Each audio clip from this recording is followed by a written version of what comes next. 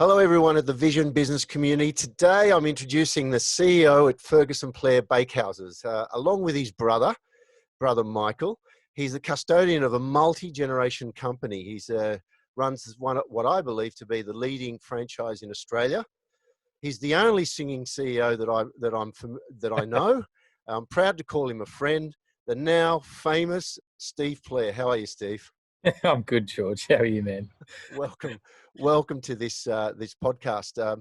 So the purpose of this podcast is just to get some viewpoints out to the business community that we have on our database, and it's really to explore, in the lead up to COVID-19, how you could explain the profile of your business and where you were going, where you were heading, and how things may have changed since COVID-19, and where you think we're going from here forward.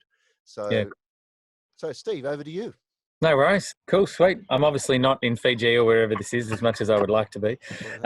It's good though. It does. Hey, so look, thanks for inviting me to sort of give you some commentary on Ferguson Player. Brief history, and I'll truncate a business that has 120-year history. My great-grandfather started the Player side of the business or came over to Australia from Germany in 1909. Worked as a tradie for a while, and then opened Player's Cakes in 1911. And I'll talk mainly to the Player family. The Ferguson family had a really similar history in a similar area down here in Victoria, and we obviously amalgamated at a stage. But for the Players, sort of ironically, at 1911 was not that long before the First World War, and I mention these because they are COVID-esque crises, maybe in a different way, and horrifically, probably worse in lots of ways. But World War One, and being a German in Victoria in both the world wars presented challenges, lots of supply challenges, and this is kind of how we came together with the Fergusons. Actually, there would be a shortage on sugar or meat or something that had been sort of seconded off to the war, and we would try and share supply and share recipes and help each other out. And so then, fast forward to the Second World War, which is when my grandfather would have been running the business. It was handed down, not always to the son. It just turned out that it was always the sons that have been in these roles. There have been daughters around. They've gone on to do other things in the family. And so, they got through World War II, and, I remember stories from my grandmother around, potentially all the lights off down in Essendon, and, waiting for potential bombs, and also some really horrendous stuff. But between those two wars, Great Depression. And we'll talk about COVID in a minute, but the fact that the word depression has even been mentioned in this thing, and the fact that we are going to have to maybe navigate something that's a lot worse than the 87 crash, and who knows what happens on the other side of it, is just, we're all beside ourselves with sort of anxiety around this stuff. But I mention those things because it gives me some comfort that my predecessors made it through, and I know it might have been a different set of conditions, but my brother and I are determined that if my grandfather made it through a depression and my great-grandfather made it through the First World War, God forbid we don't find a way to get through this current crisis. And it's nice having that legacy to know that bakery in its sort of essence did survive that, which has been good. So, a couple of world wars. My father took over in the 70s. His sister was involved, and the Ferguson family came in, and we amalgamated in 1980. We spent a good decade, with two families, and both families had all the typical problems of family businesses with nepotism and all that stuff. But multiply it by two, and it got pretty borderline for us commercially at one stage. But sort of funnily enough, towards the end of the 80s, my father and one of the Ferguson family members were aligned on strategy and found a way to simplify that and try and move the business forward. And one of those things was franchising. We kind of stumbled into franchising as a way to get family members out of the boardroom and say, look, why don't you go run a store, and you go run a store, and here's the uniform, and here's the way you got to conduct yourself, and here's the internal transfer pricing routine. And that's how we got into it, and it worked for them. And sort of, I think, come 1992 or 1993, we issued our first franchise, or what was just a license agreement at that time, to someone not in the family. And of course, in 1990. Sorry, at that point, how many stores did you have? Oh yeah, in the early 90s, we might have had 13 or 14 stores. Okay. Yeah. And then in 1995, the franchising code of conduct came in, and obviously the 90s saw that real burst of of energy around your Baker's Delight and Michelle's Patisserie back in the day, and Donut King and Brumbies and all those guys. And so we got a bit into that, but honestly, we didn't we didn't expand at the rate that they did, and it's never been about size for us as a family, although size can help.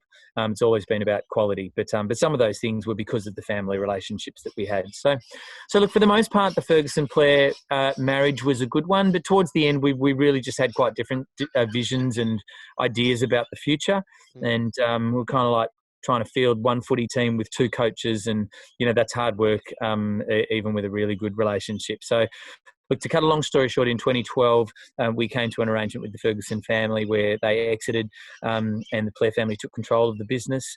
And so since then, it's been myself and my brother Mike. You mentioned him before. We are successful as a family business in lots of ways because of luck so far. He and I never wanted the same seat on the bus. He's really happy for me to be his boss as the CEO, and Mike's the general manager of manufacturing, as you know, George. Yep. But he's also a director, and so when he's wearing his director hat, we've got a structure where he can talk to me like he's my boss. But when we're having a conversation about an executive role, when he's reporting to me as the CEO, we have different conversations, and I might sort of stop and pause on that and the importance of that for our business and our success over the years. We have acknowledged that we've been lucky. He and I have both got kids. I've got 2 girls. He's got 3 girls. They all love coming into the bakery business. God forbid they all want to be sitting or have the same role. And we want to make sure that we've got structures in place to make sure that there's a process that decides who gets to sit in the seat, and it's very connected to their skills and their enthusiasm, and not their surname. Surname gets them in the door. Surname gets them a small degree in Ferguson-Claire, having sat around the dinner table every night with Dad and Mum talking about the pros and cons of, a life in the bakery. Gives you a head start, but that's kind of where it ends. And Mike and I have been putting some parameters around that because we just, I want to be able to catch up with my nieces and nephews and vice versa. And we've done a really good job of putting structure around that so that when we come together as a family, we can all love each other and leave the work stuff at home. And so to that point, during our sort of buyout process with the Fergusons, we realised that board structures were important, and there are different hats that you wear. There's when you're an employee, there's the employee hat, and if you're a director, that's got a different set of responsibilities that come with it, and that's entirely separate to the responsibilities that you have as an owner. And so we really decided to start making sure we all acknowledge, well, what hat are we wearing today? So when we're in performance appraisals, my brother and I, it's employee and it's manager. When we're around a boardroom, we talk about director level issues, and I happen to be a CEO, but in that room, when we're having director level conversations, it's about risk and strategy and those kind of things, and it's my job to execute what the board decides as a whole. And if a shareholder was in that room and banged the table and said, hey, but I'm the majority shareholder and I want this, well, that ideally that's a shareholder or a shareholder meeting conversation. It's the board's job to execute or act in the best interest of the shareholders, but that's a separate forum. And so we've put some really formal structures around that, and it's made it a lot easier for us to sort of navigate the business moving forward and understand what the power of having a board is. I know some other family businesses 2-3 times the size of us, and they operate without formal boards. And not that as a super formal, the majority are family members, but we've got some externals. And I see that it makes it hard when you don't invite a level of independence into the conversation. So I might talk about our board structure, how it sits now. Sure, go ahead. In 2012, we took over the business. We had one independent director join us, but sort of fast forward to 2019, and we had an advisor on our board for 2 or 3 years to get comfortable with, the value set and the cultural alignment with the family. And we us, George. We've worked together because the players recognised there was a gap, and you had a skill that helped us fill that gap. We know what we're not good at. We know what we're good at. We know what we're not good at, and bringing either really good consultants in or experienced board members in the right gap is, I think really key. So we brought a guy in who'd spent a lot of time in retail, and we thought that was an area we really needed to develop. We're pretty strong on production and product and finance. So we brought him in. We got used to the experience with David. His name's David Bays. And on the 1st of July in 2019, we invited him to be a chair, or our chair. So officially, I had a boss that wasn't my dad for the first time since I started the business. And you like to think your dad tells you the things that you need to hear, but that sits at the source of nepotism. You know, it's either really bad because you're a family member, or it's overly soft because your parents love you. Yep. So we invited David in to be chair, and he said to me, you know, look, why do you want a chairman? Like, what do you think this is going to look like? And I said, well, look, to be honest, I think I can do a better job of doing what I say I'm going to do if you're good at what you do, and answering to that. And that's no disrespect for my dad. I just think it's the way that you roll, or the way that we roll. So, and he has been fantastic, as well as the other board member, Rod Douglas, who you know, Yes. who is still on our board. So it's myself, my brother, it's Rod, and it's David. And at a board level, if we end up in a 50-50 disagreement, that's where we're at. But, you know, to the point that we respect each other enough that we would pause and we would really debate, well, why we were at that point. And I feel confident that we'll never have to then go to straws or go to shareholder meetings to unwind that kind of thing. Yeah. Wonderful. No, you've So- certainly brought an intelligent approach to handling family. The fact that you and Michael can wear your different hats with respect towards each other and love for each other, but at the end of the day, every decision has to be commercially viable. So you can approach, both of you can approach it that way, and it's been great. I mean, your fourth generation going to fifth, and it's a great model to pass on to the next generation. Phenomenal. And structures, the message that I hear is that structures are very important to get you through the hard times. Yeah, they really are. I mean, Mike and I are petrified at the idea that we might not have the structures in place for our kids to know exactly where they can, where they can enter the business. How do they learn if someone wants to be in retail versus someone who wants to be the CFO one day, or someone who wants to be something else? What's their career path? What are all the gating processes for learning? Mike and I stumbled into it kind of accidentally, and we recognise that we're lucky, but the luck has to stop now. It now has to be an engineered process. Yeah, right.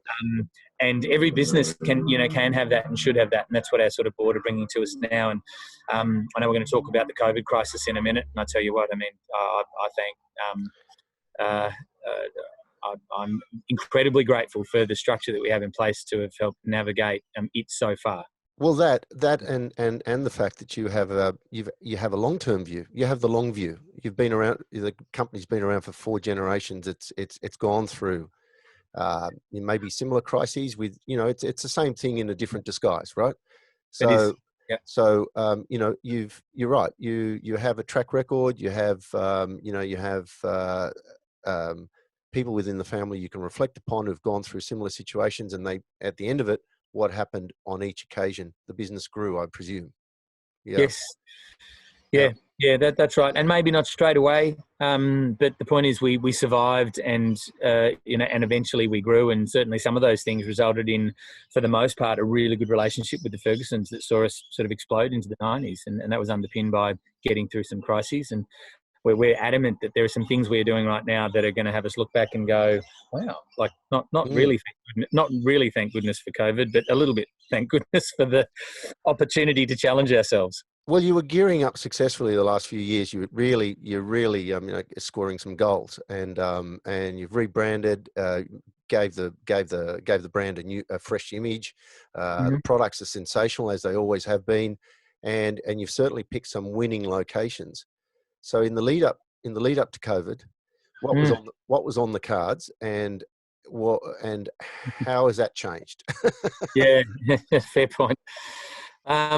Look, we for the last couple of years, we'd only just finished our 5-year strategic review, which we do every 2 to 3 years, and that was good. Part of that was making sure that, or revisiting all of our technology so that we were, properly cloud based. I mean, thank goodness for that, with the whole working from home kind of scenario.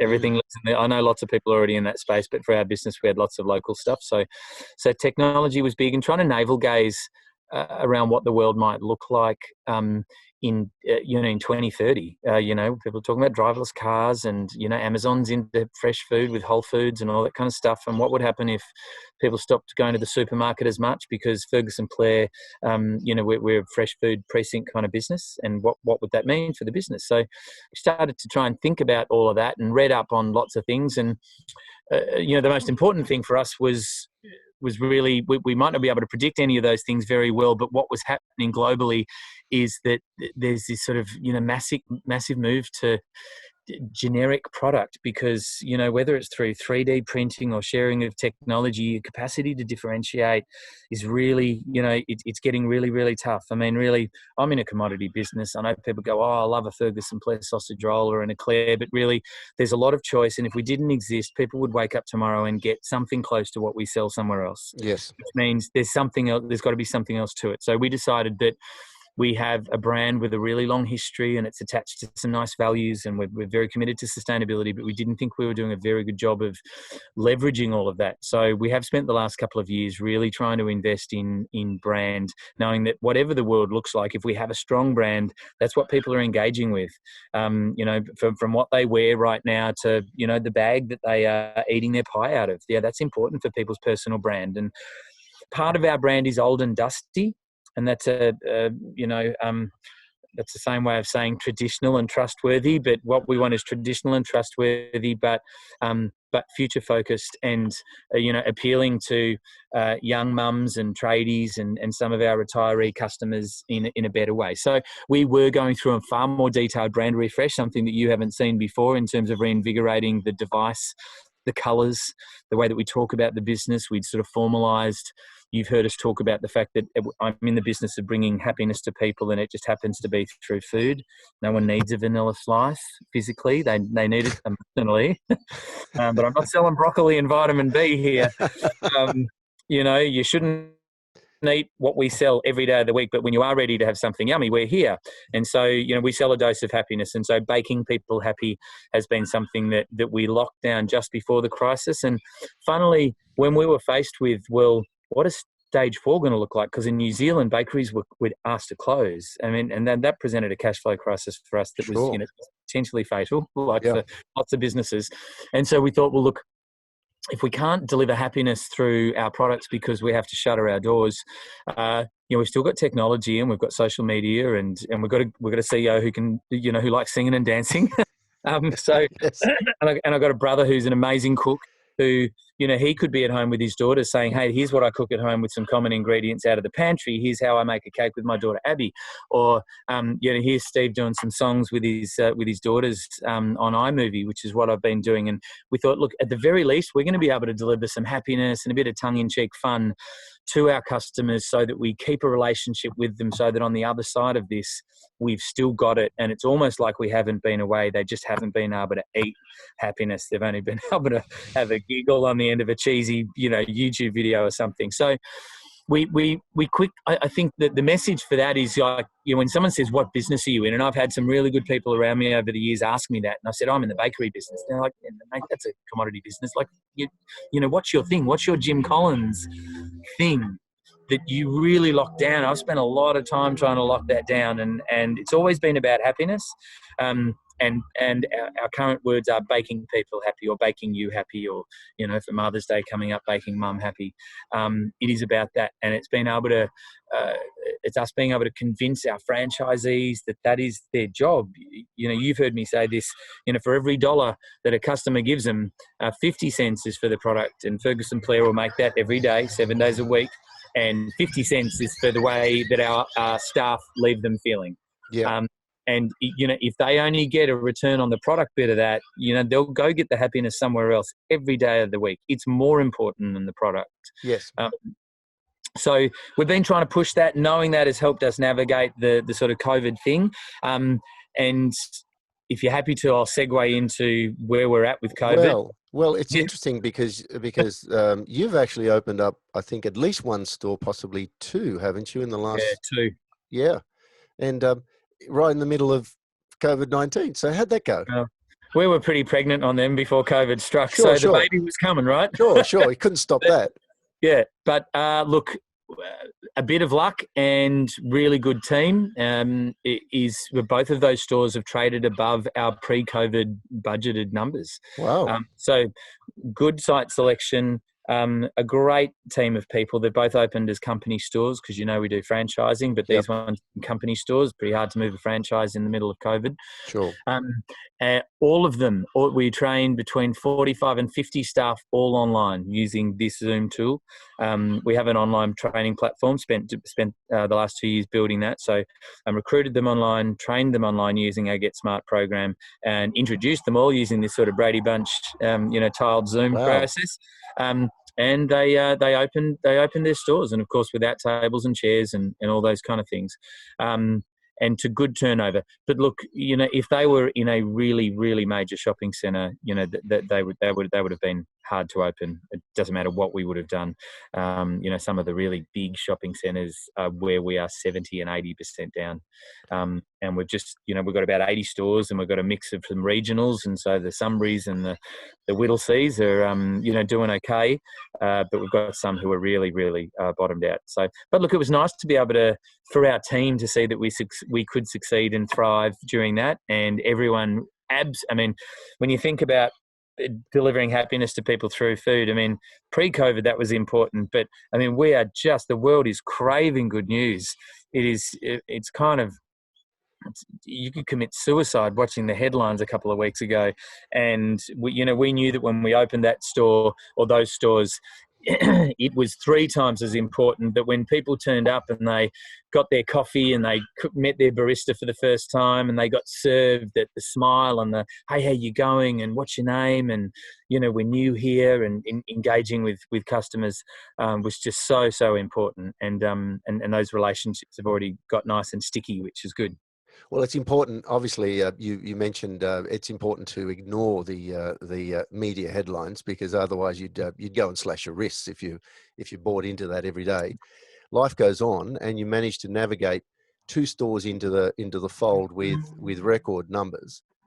How are the other stores? Because I know you view franchising as being an extended family. So and you really take a lot of interest in the welfare of your franchisees. Yep. How have they been going?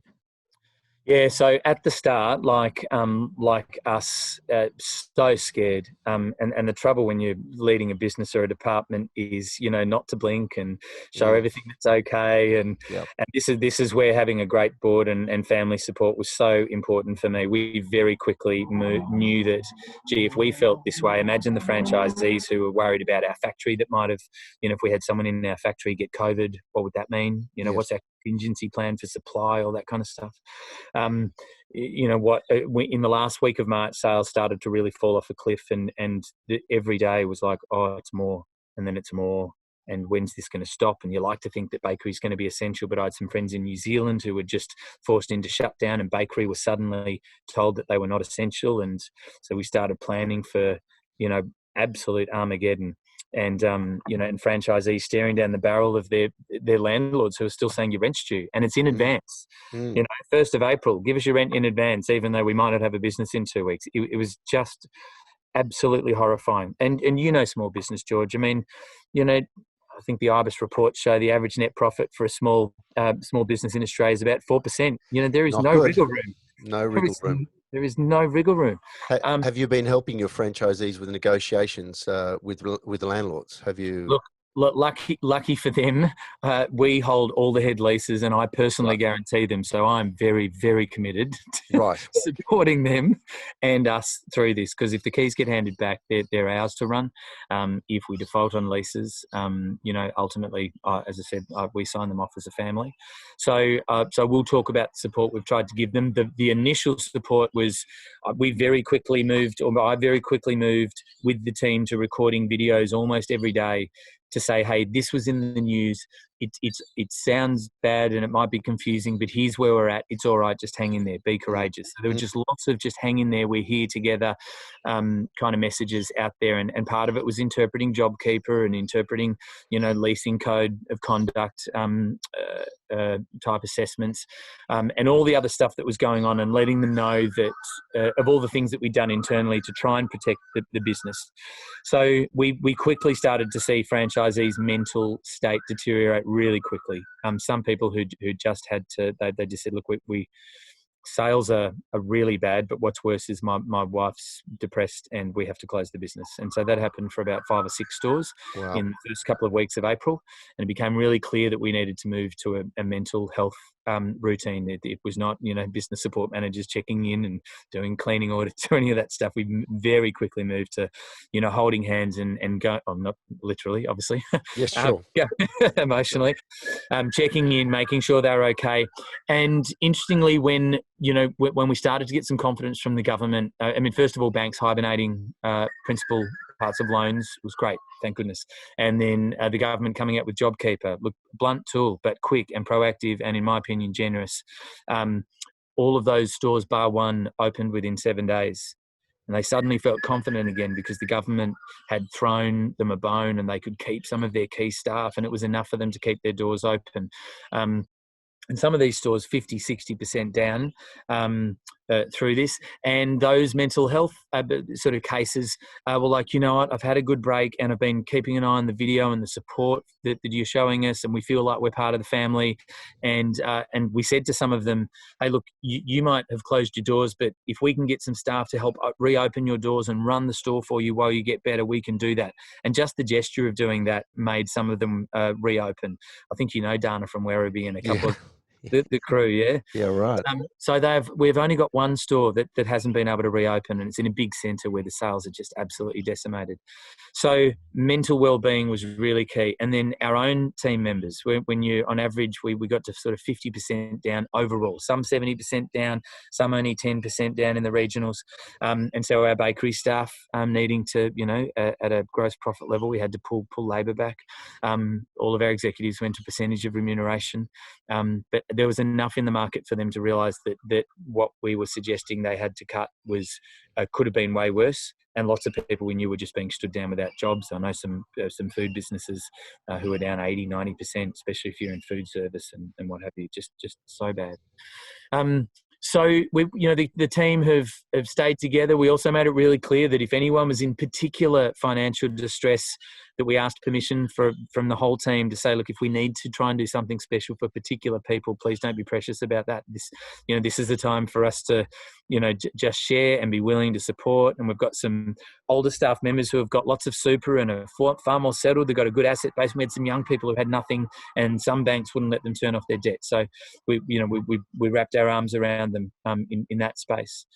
But then sort of when it comes to the crunch on numbers, it was, as I said, some stores 60, 70% down.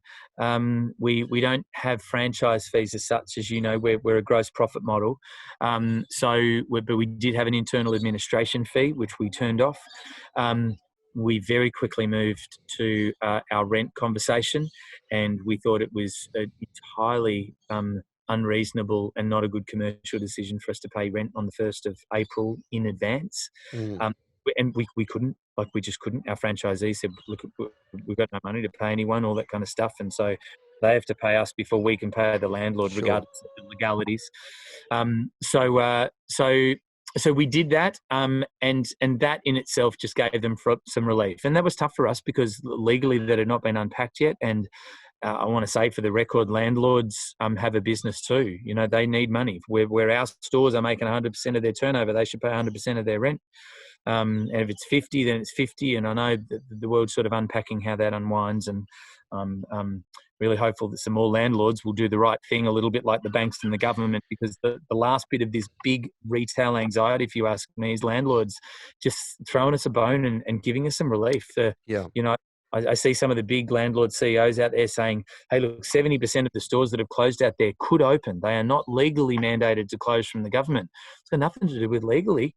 that they just either have people who don't want to turn up because they don't want to catch the disease, or they are mentally in massive distress, and that they don't even know where to start between applying for JobKeeper and having to pay the rent and talking to their landlords. And I want to virtually high five some of our landlords who have said, we get it, here's 3 months rent free, or 50% rent for the next 6 months. The relief that provides small business is unbelievable, and I just wish others would fall into line, because God forbid what the world's going to look like on the other side of this. And I know, we're going to talk about that in a minute. We all signed leases in a universe that no longer exists. When this finishes, the bounce, some people are going to jump, go into restaurants and they'll have some parties with their families, but everyone's going to make peace with 10% unemployment, maybe 20% youth unemployment. People are going to have post-traumatic stress. I mean, this has not happened since a world war or the Great Depression. And we're all getting through it with humour. But I think once it all dies down and we see what's happening, the likes of the Virgin conversation that's happening with bailouts and what have you, I mean, that's very real. They're real people and real jobs and real money and real investors who have had their investments and super decimated. That's going to play out in retail. And there's some real anxiety around the fact that we have leases connected to a level of foot traffic that I don't think will bounce quickly. And I really hope I'm wrong. But, yeah. I hope so. It might be, I wonder if it's part of the human condition that people can be grossly affected by something as traumatic as the COVID-19. I think you're right that one of the biggest costs to our economy is something that you really can't measure, and it's going to be the mental health of the individuals that are trying to deal with this situation right now in business. Yeah. And they won't come out of this.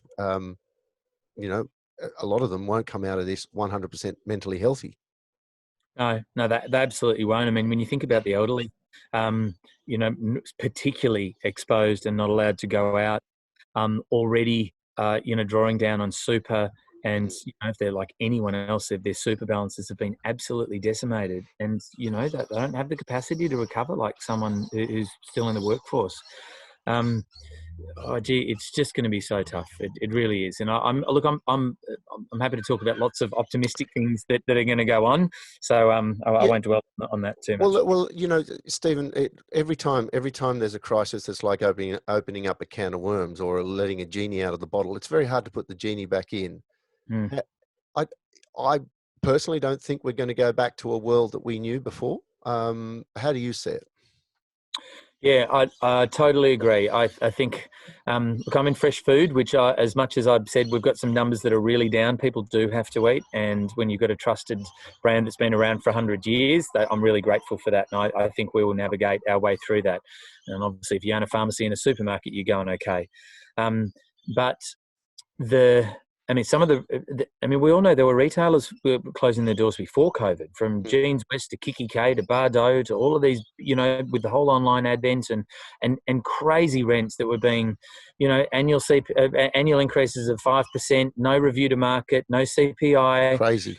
We were living on borrowed time already. So, I mean, now it's truth time at that level. So some of those tenants absolutely will not come back. The full lease signs are already up, and that they will be up for good.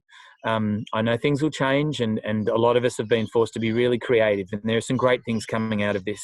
But there are way more worse things than great things. Ferguson Player, we've had to pivot into Uber Eats and delivery, and we're doing some other things. But the value of the piece of property that we have our shops in, I don't think that's, for a long time, until the landlords can re-engineer what those centres offer people, the really big ones that require people to drive there and have an experience. That's going to be, I think that's going to be a little while. And I hope I'm wrong. And if sales bounce, I'm happy to pay percentage rent, all those things. Yeah, look, I would have to agree. I think the ripple effect goes way beyond how it's affected retail. You said it yourself. It's going to affect landlords and super funds who have invested heavily in properties and commercial buildings. There are a lot of companies out there that have decentralized their operations. The banks, for example, and big insurance companies. I don't think they'll be inclined to go back and pay the top of the town rentals that they were paying in those big buildings in the city anymore. they're working effectively in a decentralized model. They don't need to pay the big rents. People are not wasting time anymore. They may be, cleaning out the fridge at home, but generally there's no round the cooler, conversations going on, during that 8-hour stretch in the office. So they're discovering new efficiencies they never knew possible, and their businesses are working quite effectively. Yep. What's your view on how things will just concertina? There'll be a concertina effect out there, and what state will the economy be in? Yeah, cool. I might just quickly ask. I can hear there's lots of birds where I am because I'm There are. outside. Is it too noisy? No, it's okay. They All right. add context. It's those beautiful Fijian parrots in the background. Correct. Yeah, look, I mean, wow, the technology side of things, the online buying side of things is going to be crazy. And I know people say, oh, well, maybe it'll move from 3% to 6%, whatever. I mean, there's still big shifts. The way that we're working like this, I mean, I've talked about 50 staff members being trained remotely. I mean, that's just wonderful for the environment, people not having to hop in their cars, all those things. But it does mean that they don't have to be in other physical places, which means someone doesn't have a room to rent, or they get to rent it less often, and those kind of things. I definitely think that'll happen. The world absolutely I reckon probably forever, but most intensely for the next couple of years, is going to be clean. I mean, far out. I know we don't see people with colds, but I mean, I normally have a runny nose at this time of year, but I've been the cleanest I ever have. I mean, flus and colds and all those things. I mean, people are so used to this social distancing and the hand cleaning routine. And our business is, I mean, I have no interest in reverting to where we were before. We've always been cleaner. We've had good HACCP standards, but we're going to, you walk into our business right now, you need to be zapped with a temperature gun and with temperature cameras and thermometers and we're going to keep that up forever because we want to export one day, all that kind of stuff. And I think there's all those kind of things, but I think I might talk to the good stuff. I think there are some people really appreciating time with family, and people, I think we got a little bit distracted about how important living and existence is. Yes. People's appreciation, their existential appreciation for life, got real during this thing. And I think the value of family and trust and businesses that have all those values in spades it was already on the rise. We've got all this fake news and all this weird stuff going on globally around who do you trust, but I think that's big. And people have now realized, I mean, no one knows exactly where and how it started. There's lots of theories, but it's nearly always in the same spot. It's an unclean, overcrowded, animal-based environment somewhere. And while there are 7 billion and then 8 billion and then 9 billion people on the planet, all eating a lot of meat and all the things that require us to survive, we I don't know. I mean, there's going to be a lot of cleaning standards put in place, but there will be a fear of the unknown that I think it will not dissipate. It won't dissipate quickly. And that's that sort of post-traumatic stress thing. People are going to be mostly more careful. You see all the reports. If I look at some of the Deloitte stuff and what have you, we get a massive 6% contraction and then hopefully a almost 6% bounce in sort of mid-June 21. Although that was a prediction in early March. 3 weeks later, it's probably a bit longer than that. But obviously, certain sectors are being influenced a lot more than others. I think people will really go back to craving a human experience. I mean, we're craving it now, but we'll go out and test that, once they're allowed out to a restaurant and what have you. But there will be some people who will still voluntarily not want to, be in a really hot, sweaty, clammed up environment, or maybe be as close as they used to be to other people. True. Yeah. True. I mean, for those food and beverage businesses that stick at it and show a bit of resilience and come out the other end of this tunnel, there will probably be a 20 to 30% dropout, certainly within the food and beverage sector between now and the time we come out of COVID. So the ones that are still standing will benefit greatly from just that yearning to be with other people. So people will get out and they'll start spending in those businesses. Certainly your franchisees will be ready for that because they're still standing, which is great. Yeah. And you nurture them through.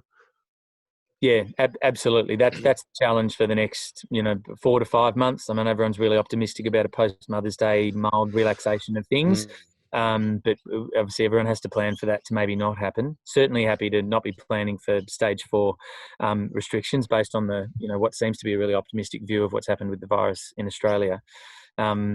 But one of our board members said, "Hey, look, right now we're all swimming in a big pool, and there's a shark, and as long as you're in front of the person behind you, um, Good that's analogy. that's horrible." But that's where we're at. Yeah. And I mean, the horrendous thing for people is that it was a really sort of bubbly, buoyant economic world before this, and so a lot of really smart people would have taken out big loans and made some big investments and been brave and do all the things that you like to think that you would do if you don't have a crystal ball for a COVID kind of threat. And some of those people will just be gone now. I mean, some of the startups and some of the tech companies that were, these billion-dollar unicorns are either disappearing or, as you said, there will be some people that just will not have the cash flow to go to get through this. It's just harrowing, to know that that's the case. And as I said, I'm gratitude for the things that you got, and it might not be a business. I mean, if your business doesn't survive, hopefully you got a nice family, or you love your wife, or the kids are being nice to you. We've got to feel for those people who might be at home in a family environment that they don't even have that, and it's just so tough. Yeah. Yeah. It is tough. It is tough. So, I mean, I know you don't have a crystal ball, but how do you see Ferguson player emerging out of this? Yeah, we are. For the last, what are we in, sort of end of April? For the last 6 to 8 weeks, we've been in a preserve phase, and we've sort of defined 3 phases. And I'll go to the board actually just really quickly. When people say, my franchisees have been calling saying, "Look, thanks for the supportive messages," and I send them a video, and I'll sing them a song internally, not on these public vehicles, and they've been recording songs and sending them back to us, and our bakers have been singing songs, and we've all just been saying, "Hey, look, there's no real reason to be happy other than the fact that we all love the fact that we work with cool people. That's it." And above me, I've got a board and I've got a family, and they have been unbelievably supportive. So any of the big decisions that I make, I get to test with guys and girls who know me. They know the business. They're aligned at a culture value, and they've got a board with a really nice suite of expertise. And so between my chairman and the other directors and my father and my family who know the business, I'm supremely confident that most of the decisions we've made are right. And some really good, legal advice as well for the ones that might have legal repercussions. So the team, from the cleaner all the way through to the chairman and the ownership team, is values aligned. And that is how we're navigating this. And I can't stress how important that is. If you have a business, people talk about culture and values, and culture eats strategy for business every day of the week. I can't remember which management guru said that, but one of them said it, and it's 100% spot on. So we've been working on that. Feel really relieved that for the most part we've had that. And one of the things that one of my directors did in one of his other businesses was exposed to a 3-phase strategy for how to navigate this. And the first bit was preserve. Like, let's just make sure we can survive. All the cash flow planning that goes with the contingency planning, and when will cash run out, and how are we staying in touch with our bank? Have we got collateral? What could we sell if we have to? All that stuff. Preserve to prepare. Get ready for when we think the end of it's coming, or when things might change. Preserve, prepare, and propel. And that's when we get to the fun stuff. And like my family's a naturally optimistic company, so we've worked really hard to black hat stuff to make sure that we don't have a blind spot going on over here where we've accidentally walk off a cliff. But the fun stuff, and I think it's now time for us to, or it has been for us internally, for us to start talking about not just it's okay, franchisees will survive, to, hey, not only will we survive, but here's some of the stuff that we're doing so that on the other side of this, we've got every opportunity to get back to where we were to as quickly as possible. And guess what? Maybe some other stuff's been going on. We need to give our customers reason to come back to a Ferguson player who might not have felt comfortable coming to Ferguson player. And it's not just we're open, it's the same stuff, it's the same business. But, we haven't been twiddling our thumbs. We've got new vanilla slice flavors. We've got new chocolate eclair flavors. We're working on some incredible vegan savory products. Birthday cakes have been absolutely decimated because no one's having a party. But what I'm hearing is people are like, God forbid you stop me from having a rain check birthday. And I want a cake 3 times as big when I can finally hug, my family. And so we're busy trying to, develop some sort of rain check birthday kind of range for that kind of stuff.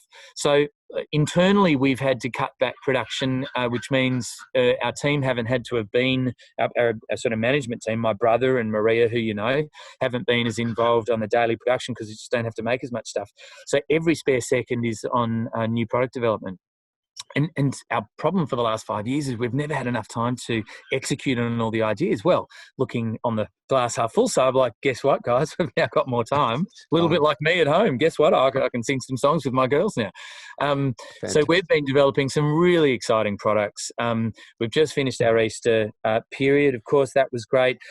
We've just photographed our Mother's Day range. And I tell you what, there's lots of heroes in the world right now, but mums are, they're teachers. They've always been awesome. So, Yes. we're busy making sure we wrap some real love around that. But our winter campaign around savoury's got some really fun, creative stuff going on there. A lot of people slash their marketing budget. We're fortunate that we haven't had to do that. And I think being able to keep the brand and communication with customers going throughout this is going to be really important for us. Me doing all these, weird and wonderful, funny, tongue-in-cheek videos and our Corona Oki competition that our marketing guys came up with. That's just a really fun way for us to stay top of mind, let people know that, look, you can buy a cake if you're getting out of the house and you have time to come and visit us, have a cake. But really our primary job is to make you laugh and have a giggle, and we're absolutely adamant that we'll get a return on that when they are allowed to come back and visit us. And that's kind of a bit of a forever thing. Whether it's me singing or someone doing a flash mob somewhere or whatever, I think we've discovered that this is something we probably should have been doing before. We didn't have any stores on Uber Eats. We'd been doing some delivery tests with some other providers. We've very quickly moved to that. We've got 90% of the network on board. We're just about to launch a major campaign, and some of our stores are doing 10% of their turnover out of Uber. Now that will probably change when the world gets back to normal, but it'll still be part of our business. And it might not be Uber. It might also be Dash and some of the other ones. So online delivery, big. And as I said, new categories, new products, working on lots of flourless, lots of vegan, all the, everyone is, right? But we've now got the opportunity to get really innovative around some of those things. So this week, actually, tomorrow, I catch up with our team to start talking about what does the prepare stage look like, and what does that mean for the finance team and the marketing team. And you might not have teams; you just might have one person who does all of those. Doesn't matter how big or small you are, but knowing that you have a lever, you know exactly which lever you're going to pull when Scott Morrison says stage 3 goes to stage 2. How do you leverage that? How do you have your social stuff ready? What's the story you're going to tell? Do all your staff know what's ready to go? And he might not pull it on the 12th of May. He might pull it on the 12th of June or the 12th of July, but you've got to have your playbook ready. And so that's what we're working on at the moment. And then our Propel. How do we do some really novel stuff to slingshot out? Because there'll be some people watching right now who might be 40% down, but as soon as you get to 29, 28% down, there's no JobKeeper. We need to move from 30% to zero decrease really quickly, because that JobKeeper program is really helpful at a working capital level and a keeping staff employed level. And so, trying to move really quickly back to normal is going to be really important, because that phase can still be fatal for people at a cash flow level. So look, planning that, having the right people in the room, thinking about it, talking about it, and the research on this is really just jumping online and seeing what Bernard Salt from the Australian's saying, or who are what are the futurists saying, What is the government saying? What does New Zealand look like as they come out of stage 4 to stage 3? Get your best guess on so that you're ready to go. Don't be 1 or 2 weeks late with that kind of stuff. And yeah, I'm conscious that I might have some competitors out there who have closed their doors, but they're really passionate bakers. And they're out there developing the latest awesome recipe, and you got to expect that there's some competitors out there going to come out the other side with some amazing thing you never thought of. So we've got to do our version of that, try and be really innovative, and we'll do some of that well, we'll do some of it poorly, but finding space to think about that's key. And personally, myself as well as our executive team, and we've tried to encourage our franchisees to do this too, is mental well-being. Some people don't, gravitate to doing a bit of meditation or a mental wellness app. I couldn't recommend them strongly enough. For me, it's a bit of a jog in the morning, and I listen to a meditation app called Calm when I run.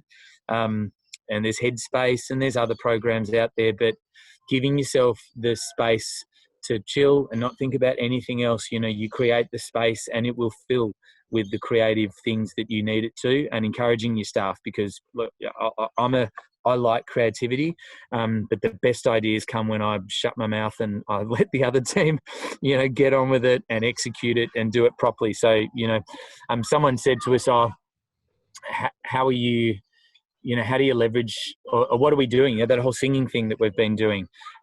That's my strength. I like doing that. But the lesson there is everyone has strengths, and you might be a business support manager or an area manager, and typically you might visit stores and support them and help them talk through profit and loss statements.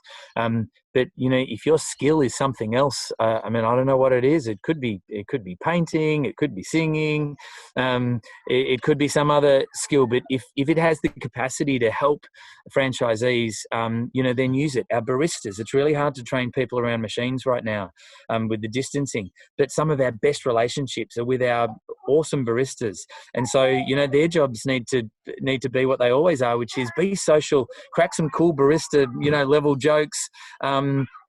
Just sorry, my kids are just coming in the front right now. Fine. I was saying, if someone in your business is really good at telling respectful jokes, you might make them the chief humor officer through this thing.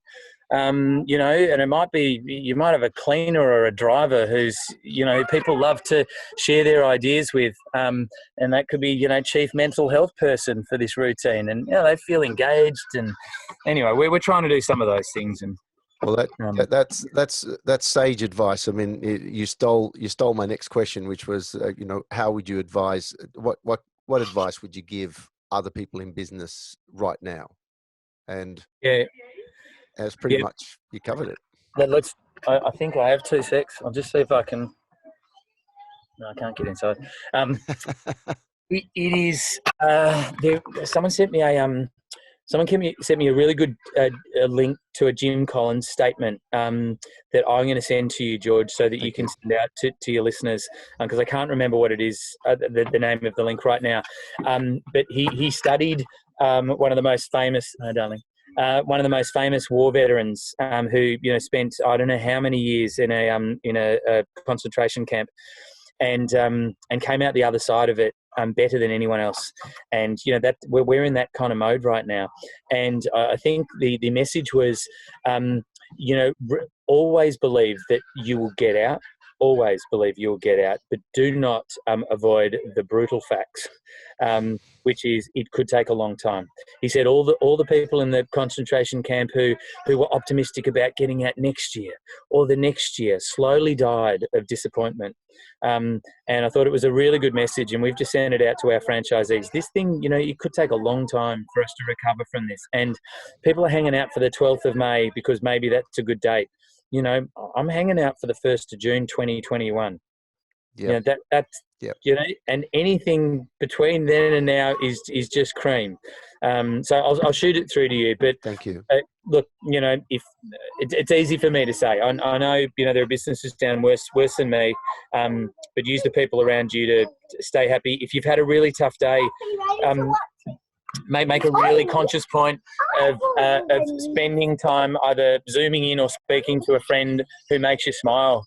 It just couldn't be more important. So, that's my advice. Very Churchillian of you. That's on that note, I think we'll wrap it up. I can't thank you again, Stephen, for your time. You're full of information, advice, and just optimism, and that's what people need right now, which is fantastic. So I thank you for your time, Stephen. Thank you, and thank you for yours, George. I've been telling my franchisees I put on a smiley face, but I've had some pretty grey and dark moments over the last month. It's not I'm not always sitting in a background with a nice Fijian crashing wave. And I should volunteer. You've been a source of energy and positivity from me in the past. So when we get offline, I'll give you a call sometime during the week for a bit of a pep up from the Sabados. Terrific. Terrific. Thank you once again, Stephen, and my love to your family. Thanks, mate. Good on you. You too. Cheers. Take care.